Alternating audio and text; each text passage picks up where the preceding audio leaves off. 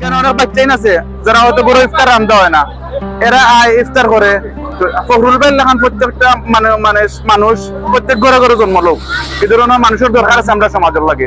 First Ramzan থেকে শুরু করছি, প্রতিদিন প্রায় 300 জন পর্যন্ত দেওয়া হয়। আসরের নামাজের পরপরও এটার আয়োজন স্টার্ট করে। তারা গাড়ি দিয়ে নিয়ে দেওয়ার পরে এখানে বিভিন্ন এলাকার আশেপাশের যারা আছেন, গরিব অসহায় দুস্থ প্লাস অসুস্থ যারা আছেন, পথচারী যারা আছেন, তারা সকল আইন আওয়ার পরে আমরা প্রথমে লাইন মেনটেন করি। এরপরে তারা আওয়ার পর মনে হোক আমরা প্রায় ইফতারের 20-25 মিনিট আগ থেকে বাটাটা স্টার্ট করি। এখানে বেশিরভাগ সময় আমরা চেষ্টা করি যারা অসহায় দরিদ্র যারা আছেন, পথচারী যারা আছেন বা বিভিন্ন যানবাহনে যাতায়াত করা দূরে যায় এরা সব আমরা সব দেওয়ার চেষ্টা করি।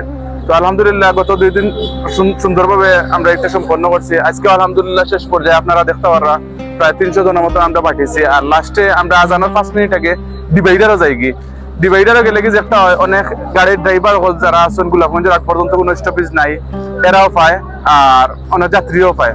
তো আমরা ওইভাবে কন্টিনিউ করি ইনশাআল্লাহ। আগামী যে 30 দিন আছে, আমি প্রথম দিন থেকে আছি, গত সিজনও আসলাম। ইনশাআল্লাহ আগামী তো এই ধরনের আয়োজন করলে ফখরুল ভাই আমারে পাইবা। আর ইনশাআল্লাহ